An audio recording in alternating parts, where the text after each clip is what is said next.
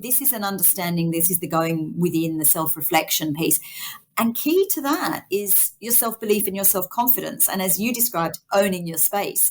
It's about really understanding really well who you are, how you want to show up, and also what the value is that you bring.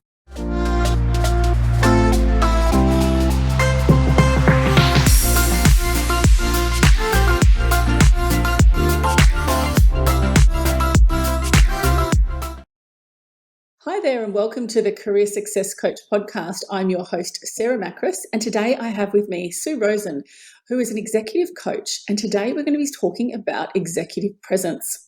So welcome, Sue. Hi, Sarah. Great to be here. Thank you for having me. Pleasure. It's such an interesting topic and I'm really excited to delve deep into it. Before we do that, tell us a little bit about yourself. Yeah, so Sarah, I started my career as a chartered accountant in London about 300 years ago, or what feels like it, entirely another lifetime. And I then after I qualified, I came to Sydney. I worked in finance teams in commercial operations across the arts industry, arts and entertainment industry, and then in professional services in recruitment for many years, went through an IPO with a recruitment business, and then moved out subsequently into smaller financial services as a CFO. So many years in that corporate space of leading finance teams, working with business owners and founders on the strategy of the business, but obviously more specifically with this finance focus. And then I decided to make a complete change. I had been thinking about doing something different for a long time. And then I had some career coaching myself and went, what's next? I was looking at what's my next CFO role potentially. And as I started to explore what I wanted with my career coach, I really started to think differently. And I'd often thought I wanted to do something different, and I just really didn't know what that was. And I didn't know what it looked like, and I didn't know how to go into something new without being, I was always going to be a beginner again, and that's a challenge. And you have, financial commitments and you earn a certain salary. And so all of those commitments. But once I really experienced working with a good coach, I actually went, this is so powerful that actually this is something I'd really like to do. So I started to, put my toe in the water with some training, coaching training, and then loved it, and then went on to do a lot more coach training and to do a post-grad uni in coaching and leadership. And started working part-time as a CFO for a small funds manager, and then building a coaching practice alongside that. So, and now I focus exclusively on leadership coaching, whether that's one-on-one or small groups, and also then facilitate keynote presentations and working in facilitating workshops around leadership. Yeah. So when you were working full-time in your corporate job, did you used to focus much on your personal brand, your profile? No. In a word, no. I also think, I think years ago, personal brand feels like it's a more contemporary term. But even in terms of building my network, interestingly enough, and I've always considered myself a people person. I love talking to new people. But I struggled with going to finance or accounting type of events and feeling, how was I going to connect with people there? Not feeling really comfortable in that space. And then interestingly, because given that I was working at a recruitment company, we was very early adopters of LinkedIn. And so, I had a few people. Yeah, so I had a few people within the organization, and I was, I think, financial controller at the time, say, they were getting set up on this new platform and they invited me to go. So I went on. So I have been a member, like I'm a pretty early adopter of LinkedIn, but I did nothing with it because I didn't really understand either what I could do with it or the importance of that. And I really came to, I would say, with hindsight, that I regretted that. I had to at a later point in my career, and I think maybe just before I headed into coaching, I was doing some consulting work. I was doing my CFO work and I was doing some other consulting work, and I was working with some consultants, and I went, I really have to build my networks. And this was in particular, I was looking at LinkedIn at the time and realizing that if I don't have those larger networks and stay connected to people. That was something I'd also been horribly bad at, was staying connected. And of course, it was before LinkedIn and email, it was harder to stay in touch with former colleagues and people. So I was terribly bad at that. So there was a point at which I made a really conscious effort to start building my network on LinkedIn. And then, of course, that has been a really important piece for me in terms of building a business and a presence online. And it is something I absolutely urge my clients who also work in corporate roles to do, because otherwise they go into a mad scramble when they actually decide they want a new role.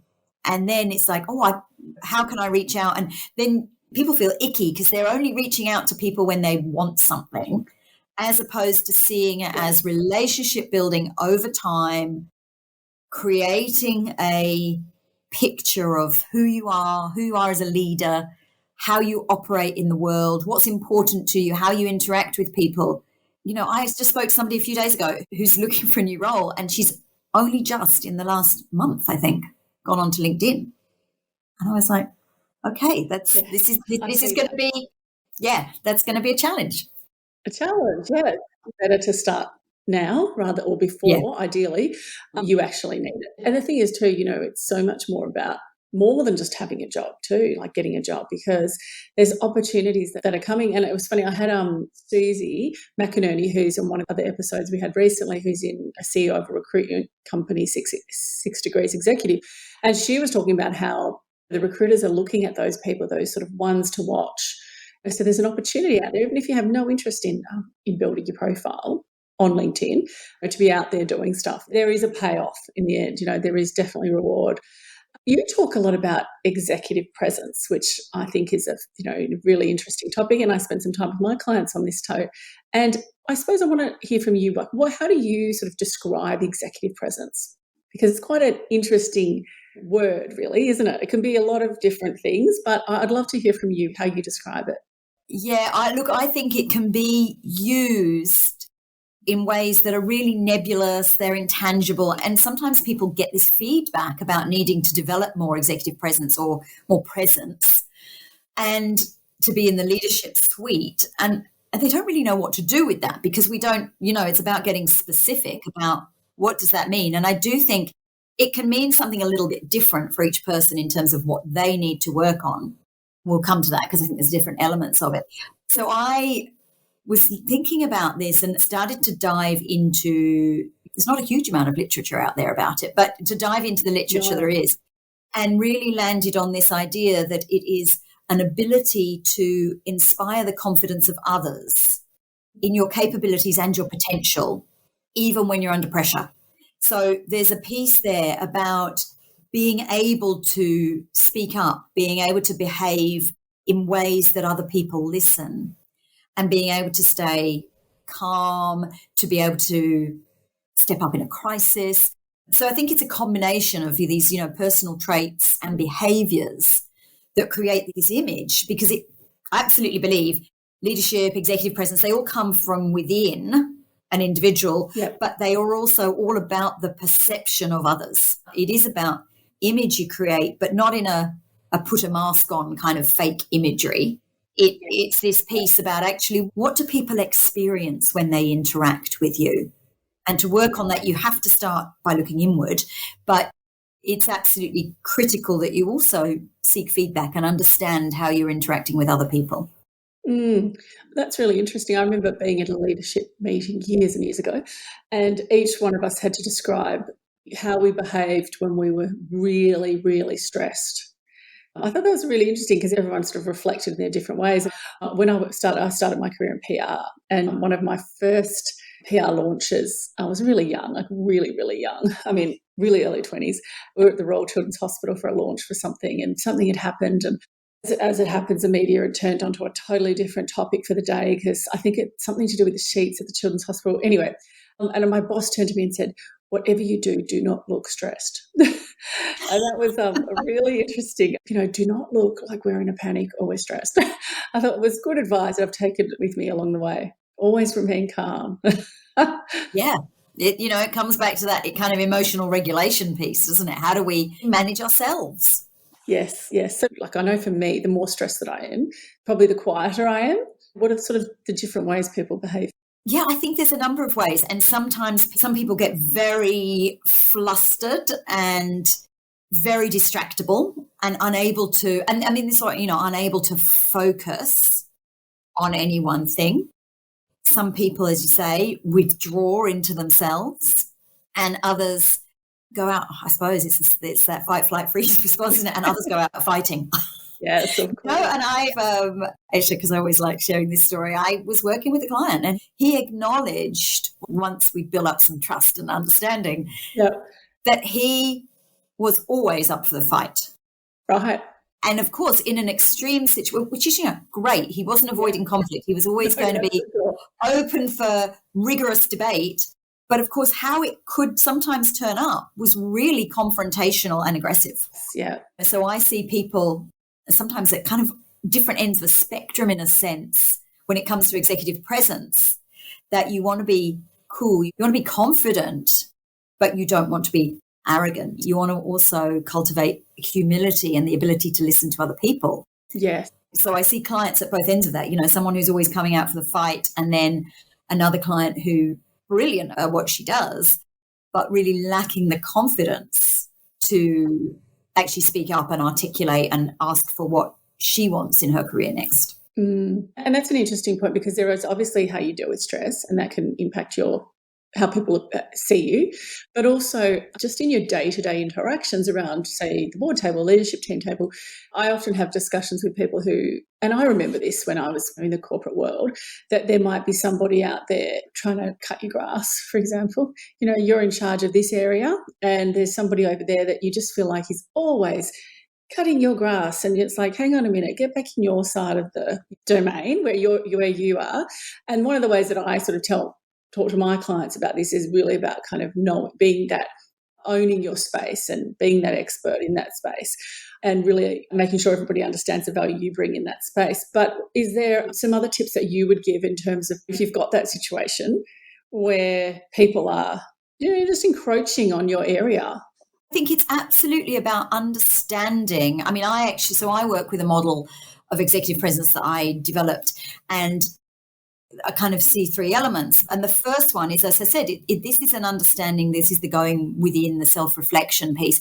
And key to that is your self-belief and your self-confidence. And as you described, owning your space.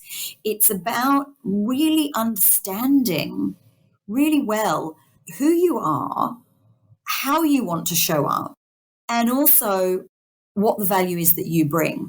And it doesn't mean that you're not going to welcome a contribution from somebody over here. No. But it does mean that you really understand the worth and the value that you bring.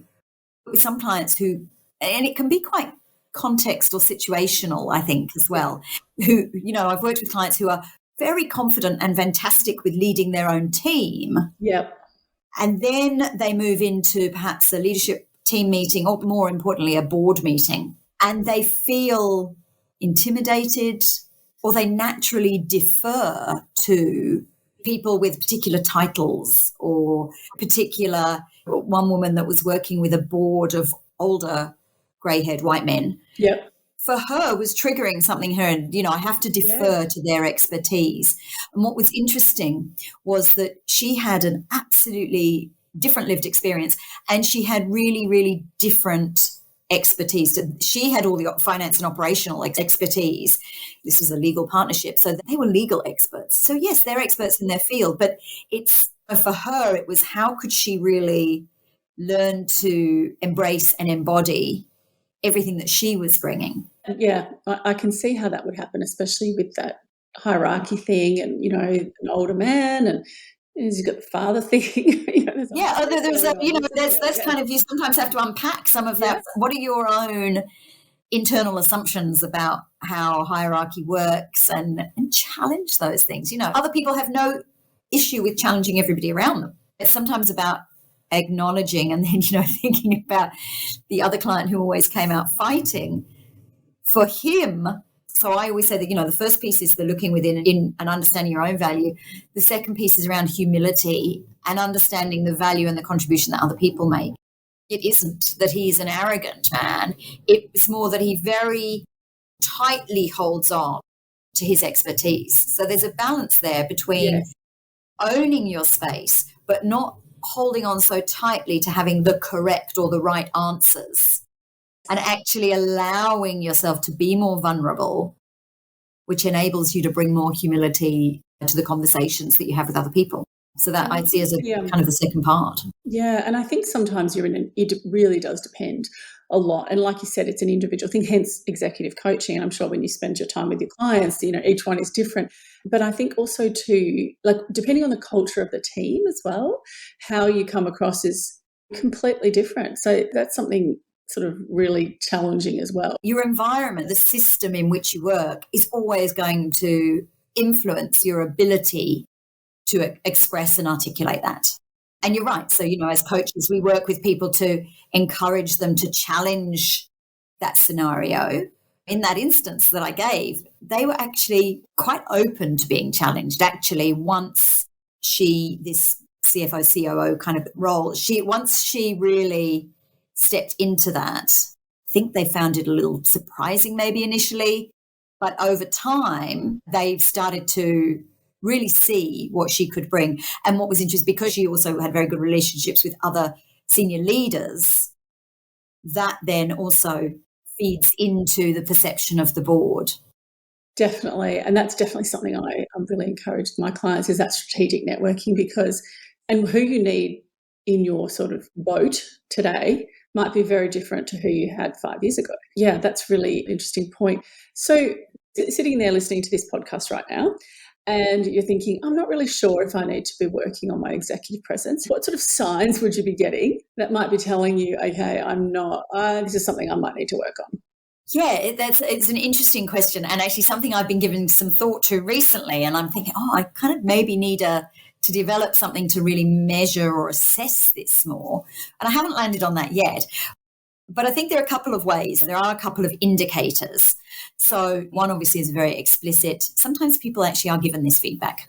I had another client who was first stepped into that C-suite role and was actually told, you need CFO presence when you come to a board meeting. And he's like, what the heck does that mean? So he was actually given that, you're not actually turning up and presenting in a way that builds that confidence, back to that definition in terms of our credibility. And I think there's a piece there about taking the role seriously, but not taking yourself seriously. So, but actually really being fully present, fully engaged with the people there, that was important for him. But in terms of other things, I think that people actually can see or might be experiencing that might tell them that this is something they could work on, is one, that they feel invisible, that they feel that nobody is looking to them, that perhaps you even actually know that you are holding yourself back. I often say the first thing is be honest with yourself. Are you holding yourself back by silencing yourself, by not sharing opinions, by not really making your full contribution? I think people often know that if they're really honest with themselves, they know if they're not delivering on their full potential and actually articulating and expressing opinions. So I think that's one. I think everyone's probably had that feeling at some point in their career where, you're sitting there and not sure if what you're going to say is of value. Do you think that, I know that I had that particularly in the beginning of my career, I was really young sitting on leadership teams and I knew what I wanted to say, but sometimes I'd be like, oh gosh, am I going to say the wrong thing or whatever it might be. Do you feel that some of that is competence or is it all of it confidence? Oh, I think that's a great question, Sarah. I think there's a bit of both. So I do, especially when we're earlier in our careers. I think the competence piece is more likely to be showing up earlier in our careers where we actually think, I don't have all the information. I also, though, I encourage people with my clients, and I suppose most of them are a bit more senior in leadership, and they can still, though, suffer from this feeling that they don't have the confidence, which is a bit like imposter syndrome, and which comes to the lack of confidence, saying, oh, well, I'm relatively new in this industry, so I don't have as much depth of knowledge as this person over the other side of the table. And where I challenge people is sometimes your contribution isn't just about an opinion. Sometimes the really valuable contribution is asking new questions, actually seeing the fact that you are newer to an organization or an industry as a fantastic opportunity to bring a new perspective. And I completely understand that sometimes that triggers all of the, oh my God, I'm going to ask a really stupid question. And that triggers the confidence. Yeah. But I think sometimes you have that opportunity to say, tell me more, help me understand what's happening here. Help me understand from your point of view, for the other person, why that is the way that you would normally do such and such. I sometimes say if you're not quite ready to jump in with your opinion, I think a great place to start by making a contribution is asking questions. And of course, that exposes us to some vulnerability, which is challenging in itself. But I think taking that moment and framing it as the fact you want to learn, you want to understand more, gives you that opportunity. And asking those questions gives you an opportunity to build the relationship with somebody, which is so key to this as well, and to learn more about what's important to them and understand their perspective. So you were on to the next one, and I'm so feeling ignored. Some people, on the other hand, are saying, I do speak up. They say, Sue, I speak up. I put lots of information out there. I call people out, or I'm delivering all of these reports, or I'm sending everything out. But I don't feel like my contribution is being heard. It's not being taken on board, perhaps. I'm not able to influence in the way I'd like, even though I'm speaking up.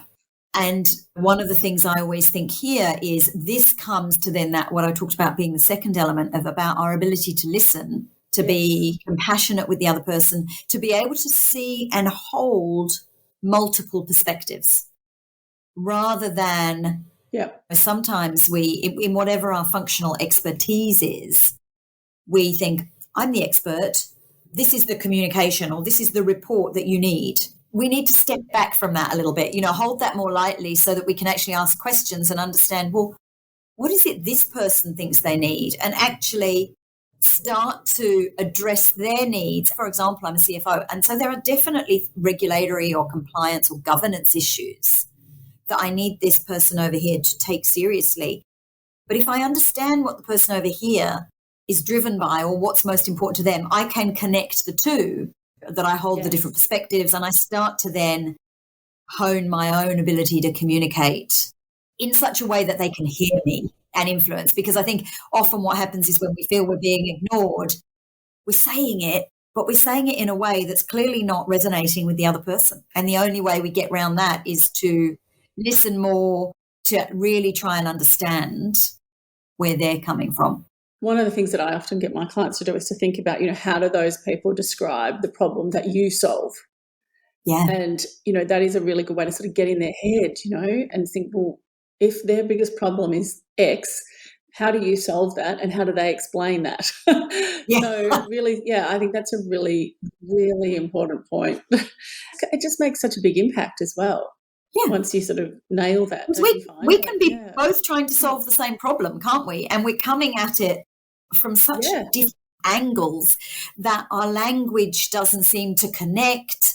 We just don't really get. And then, of course, sometimes people get frustrated by that. And that's when the conflict really kind of amps up, because I'm getting frustrated that I'm giving you this information, this data, and you don't get it. And I don't get what you're on about. I don't think you're taking it seriously. And then that's when we end up in more of a conflict situation. So I think there's a really important piece there about how we listen to each other and how we then communicate. As you said, I like that question that you just posed about how does the other person describe the problem I solve? And then the third one I was going to say, in terms of ways that you might be aware that you're not, perhaps executive presence is what you need. And it's related to the other two, that you feel isolated. It's that piece about having this sense that there are conversations happening around the organisation that you're not included in, or, which is really feels awful, if you're at a leadership or some such meeting and a project or something is brought to the meeting and you know nothing, you don't know about it, or you don't understand why John over here didn't seek out your expertise as part of that business case or whatever. And then that's the piece of like, when you start to realize, well, I actually have a valuable contribution here. And it partly goes back to the piece of being ignored and not heard. But I think there's a piece of sometimes isolation is created by, or can be created by, us being so task focused and or deadline focused. I work with so many people, I'm sure you do, Sarah, as well, high achievers who really are absolutely excellent at getting shit done. And sometimes what happens is they're so focused on the getting stuff done that they forget to lift their heads and look around and see who else could or should be involved. And also, what are their challenges? What are Mary's challenges that I could be helping her with? And together we could be actually solving a lot more of the issues that the business is facing. So, I think that then comes to what I see as the third element. There's the confidence, the humility, and then the connection. How are we building relationships where we understand what each of us can bring, and, and creating that synergy of where the whole is more than the parts. Yeah. I remember being on a meeting once, and there was one of the CFO of the team, great guy, been in there for probably about maybe a year, and he was always working, like, he's stressed out, like his head down, hand in his head, just work. And there was a leadership consultant or coach, whoever it was, at the table, and we're all sort of talking, and somehow it came up and someone said, look, no one's ever going to promote you if they think you can't do the job you're doing now. Yeah. And I think that was a real sort of really powerful for him, because he was like, what they're seeing is not, oh, wow, he works so hard. They're seeing, why isn't he able to manage this? And to me, that was an executive presence thing. I agree. And there's a piece there about how you, in the right way.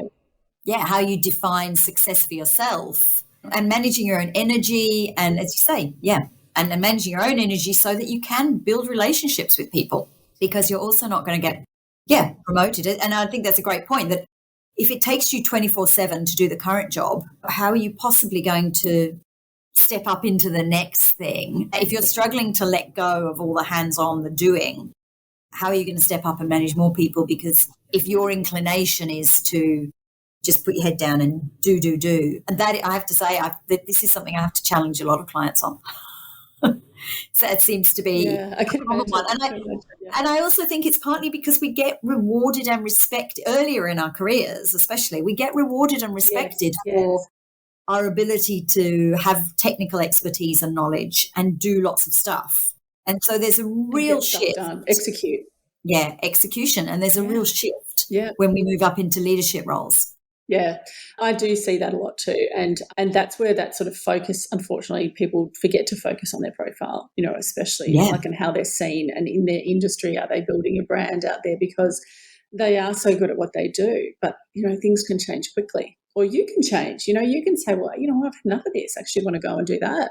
So you've got to build that runway of relationships. Yeah, and especially if you've been working those kind of hours we were talking about, and you hit a point where it's no longer it's no longer sustainable. So then you're like, well, what now? And I haven't built the profile, or I haven't built the networks and things. So I would agree. Yes. I think it's critical. So Sue, this has been a fantastic conversation. I've really enjoyed it. I've got lots of value. Is there any sort of final tips you would give the listeners today? This might seem like a slightly strange one, Sarah, but my favorite tip, my number one tip for anybody who wants to start working on their executive presence is to breathe. It's all about taking a pause, because we get on this hamster wheel of all this activity, as we said, all this busy activity.